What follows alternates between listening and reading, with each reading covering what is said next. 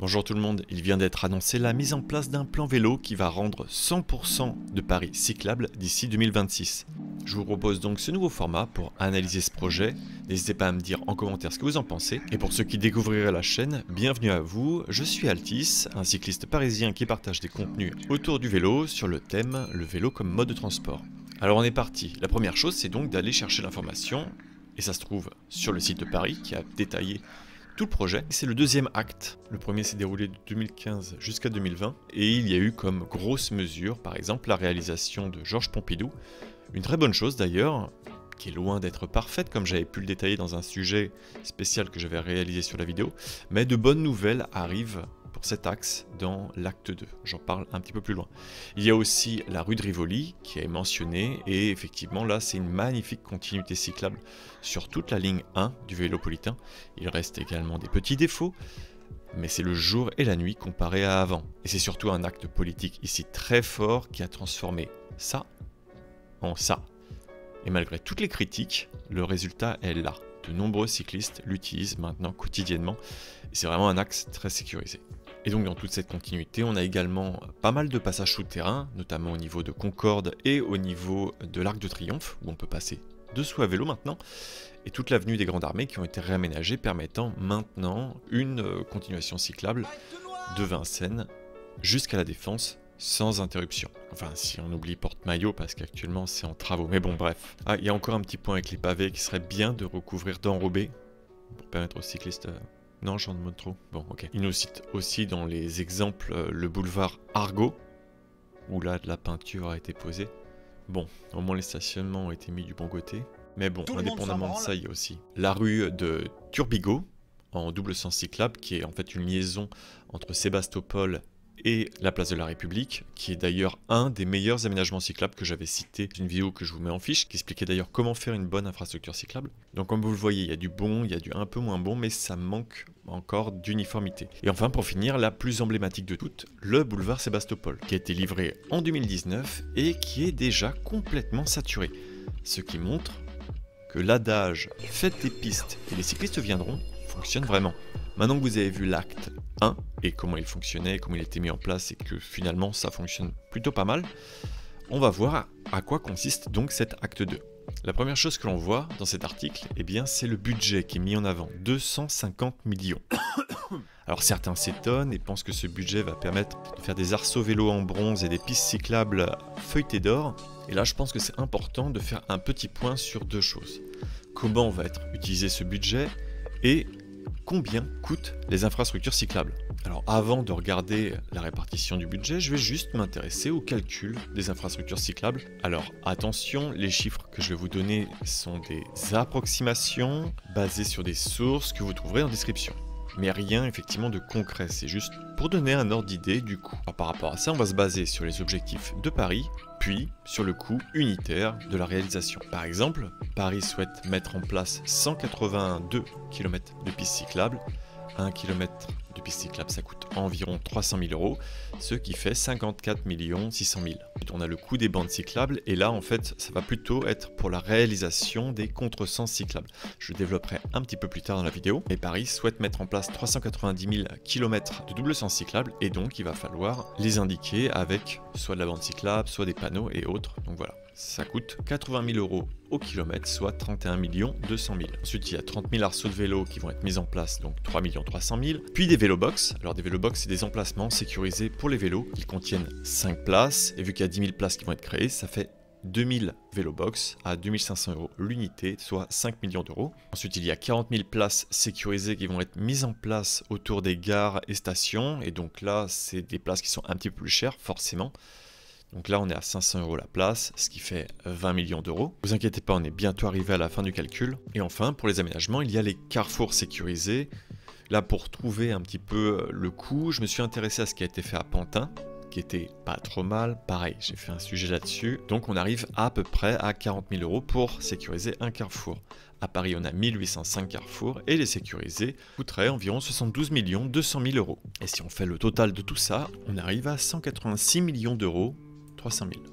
Voyons maintenant comment est réparti ce budget, et ensuite je détaillerai chacun des points. Et ça tombe bien, David Bellière nous a tweeté un petit camembert qui nous permet de voir comment a été réparti ce budget. Et on voit qu'il y a 180 millions d'euros qui ont été mis dans l'infrastructure cyclable et le stationnement. Donc voilà, je pense que non, il n'y aura pas de place pour des fioritures et que ce budget correspond au final plutôt bien aux chiffres que j'ai pu prendre à la louche, à quelques millions près. Dans l'espoir effectivement que tous ces objectifs soient remplis en 2026, ce qui permettrait effectivement que Paris soit à 100% cyclable. Bon, maintenant que le coût de l'infrastructure a été analysé, on va s'intéresser aux propositions et voir effectivement comment elles vont améliorer cette cyclabilité.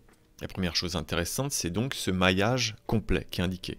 Les pistes cyclables issues du confinement, c'est-à-dire les trucs jaunes, seront transformées en vraies infrastructures. Et à ce propos, petit aparté, j'ai pu échanger avec le 20e arrondissement à propos de la piste de Gambetta.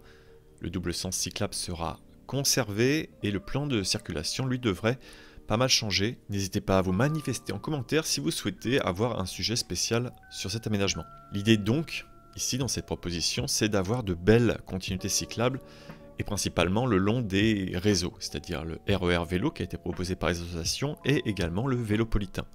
Ce qui est une excellente nouvelle car de mon point de vue, les continuités cyclables sont la clé pour permettre de proposer le vélo comme alternative à d'autres moyens de transport. Car c'est souvent ce qui bloque. Dès qu'on a un trajet de plusieurs kilomètres, il suffit qu'il y ait un carrefour horrible ou un passage vraiment compliqué à un endroit pour qu'on abandonne cette idée et que l'on se rabatte sur un autre mode de transport que le vélo. Et d'ailleurs, petit aparté là-dessus, ne vous sentez pas coupable de ne pas utiliser le vélo. De mon point de vue, c'est certainement que la ville n'a pas suffisamment fait pour vous, aussi bien au niveau de votre accompagnement que de l'infrastructure cyclable. Ou bien vous n'aimez pas encore le vélo ou êtes curieux. Mais bon, si vous continuez à regarder cette chaîne, ça va être compliqué pour vous de résister à ce mode de transport. Alors ensuite, toujours en parlant des continuités cyclables, il va y avoir les doubles sens cyclables qui vont justement permettre d'éviter de casser une continuité parce qu'à un moment donné, il y a un sens interdit. Et donc ici, on parle bien des aménagements des sens interdits pour permettre aux cyclistes de les remonter en toute légalité. Car même si Paris est en zone 30, il y a eu un arrêté et donc il est pour le moment interdit d'utiliser tous les sens interdits qui ne sont pas identifiés comme un double sens cyclable. Donc faites très attention à ça. Et toujours dans cette optique de sécurisation, il y a un petit point qui parle des carrefours.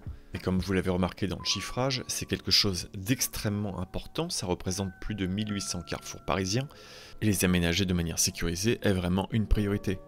Car une majeure partie des accidents ont lieu dans ces carrefours. Notamment, malheureusement, les accidents mortels impliquant des poids lourds, comme on a pu le voir dans différentes actualités.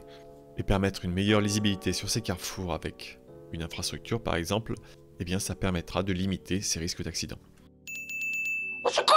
Et l'ensemble de ces aménagements cyclables se fera avec une concertation aussi bien au niveau des commerçants que des résidents ou les usagers, et bien sûr les associations qui représentent ces usagers. Et je trouve ce point vraiment très bien, car c'est super important de prendre l'avis de tout le monde pour pouvoir avancer dans la bonne direction. Alors oui, il sera impossible de satisfaire pleinement tout le monde, mais au moins des compromis pourront être trouvés avant la réalisation de l'infrastructure. Et le dernier point, au niveau de ces aménagements, c'est qu'ils ne mettent pas en porte-à-faux les transports en commun. Au contraire, une importante part va être mise en place pour les prioriser.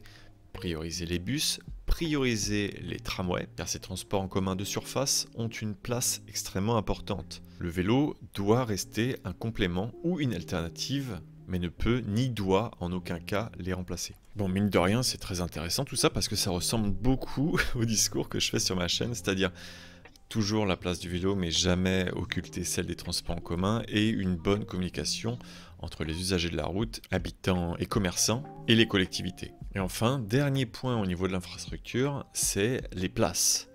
Et c'est un point très important que j'avais abordé notamment dans ma vidéo qui était à propos d'Amsterdam, où je disais qu'à Paris, les vélos dans le centre et dans certains endroits étaient vraiment attachés n'importe comment, et qu'il fallait faire preuve de beaucoup d'originalité parce qu'on n'avait pas de place. Donc créer des places, ça permet aussi d'encourager ces déplacements à vélo, pour par exemple aller chez son commerçant ou à l'école ou autre, pour vraiment permettre d'avoir un espace sécurisé pour laisser son vélo, ou simplement permettre aux résidents qui n'ont pas de place chez eux de pouvoir le stationner dans un box sécurisé. Et un autre point important, c'est de créer des places sécurisées aux abords des stations, et ça principalement pour éviter que les usagers rentrent dans le train avec leur vélo. Ça va permettre de créer beaucoup plus d'intermodalité. Par exemple, une personne qui veut utiliser le vélo, le stationner en sécurité en gare pour pouvoir ensuite prendre par exemple le train ou le métro pour finir son trajet. Maintenant que tous ces aménagements ont été proposés, on va passer à la pédagogie et la communication. Et vous l'avez remarqué, la manière dont a été construit cet article, eh bien, il suit la hiérarchie des mesures, encore un autre sujet que j'avais fait récemment, qui va proposer d'abord la substitution du danger pour ensuite s'intéresser au comportement des usagers. D'ailleurs, je tiens à préciser un point, ce sont des points qui sont complémentaires les uns aux autres. Car oui, pour l'instant, par exemple à Paris, il n'est pas possible de réaliser un itinéraire complètement sécurisé. Et donc, par rapport à ces différents points, j'encouragerais le port du casque selon l'itinéraire que vous faites. Mais ça ne veut pas non plus dire que je suis pour l'obligation du casque. Bien au contraire. Pareil, je vous renvoie vers un sujet du casque. Je vais essayer d'arrêter de digresser parce que sinon cette vidéo va durer des heures. Reprenons donc sur le sujet. Paris propose donc de former les nouveaux usagers et ce grâce à plusieurs solutions. Tout d'abord au plus jeune âge avec les enfants où dès le CM2 ils leur donnent ce qu'ils appellent un permis vélo qui leur permettra de circuler et notamment de circuler à Paris. Je vous mets un petit extrait. On commence déjà par les fondamentaux au niveau du vélo, tout ce qui est maniabilité, équilibre, etc. Et après on travaille sur le code de la route. Et une fois que tout sera bien compris par l'enfant, on pourra être à l'extérieur. Cet enfant, soit ça va devenir un cycliste et il aura les notions qu'il aura eues en formation quand il était jeune, ou si c'est un automobiliste, il aura une formation pour respecter les cyclistes. Donc c'est primordial. Et pour les personnes qui sont un petit peu plus âgées, des vélos-écoles et ateliers qui permettront de les accompagner parce qu'il n'y a pas d'âge pour apprendre à faire du vélo. Enfin, au niveau économique, il y a un accompagnement financier parce que pour certains, l'accès au vélo a un coût et donc ça crée un blocage. Pour le moment, on n'a pas d'informations très précises par rapport à tous ces points, donc il sera intéressant potentiellement de vous reproposer d'autres vidéos les détaillant, une fois que j'aurai plus d'informations. Et si vous avez des questions, eh bien n'hésitez pas, j'essaierai de vous faire une petite FAQ par rapport à ça, je pense que ça pourrait être un autre format très intéressant. Bref, vous l'aurez compris, j'étais très agréablement surpris de cette actualité, et je ne trouve même rien de négatif à en redire, et elle répond à absolument tous les besoins et précédents problèmes que je remonte dans mes vidéos. Il reste néanmoins un point qui n'a pas été abordé, c'est effectivement les poids lourds et l'accès aux professionnels dans Paris, notamment par rapport à la ZTL qui est prévue en 2022. Pareil, je vous mets une vidéo en fiche, mais je pense que c'était hors périmètre de cette actualité, étant donné qu'ici on ne s'intéressait qu'au vélo. En tout cas, sachez que je veillerai bien sûr à documenter cette évolution en restant attentif à ce qui est fait, et c'est aussi l'occasion avec cette vidéo de vous annoncer que je me lance donc à 100% sur cette chaîne, dans l'optique toujours d'améliorer la circulation à vélo dans Paris et ses alentours, pour qu'ensemble nous puissions avoir une route plus sûre. Et je souhaite d'ailleurs dire un grand merci à tous ceux qui m'ont soutenu jusqu'ici, et les nouvelles personnes qui me soutiennent dans mon travail via Tipeee, Utip, YouTube et même Twitch, où vous pouvez me retrouver maintenant chaque dimanche. Merci à vous, vous me permettez de donner de la lumière sur le vélo comme mode de transport, et grâce à vous, grâce aux associations, grâce à tous ceux qui soutiennent le vélo, on arrive petit à petit à avoir des petites victoires, des aménagements qui s'améliorent pour mieux sécuriser nos déplacements. Mais ça sera pour une prochaine vidéo. J'espère que vous avez apprécié ce sujet, merci d'être resté jusqu'au bout, je vous dis à bientôt pour de prochaines vidéos, et bonne route!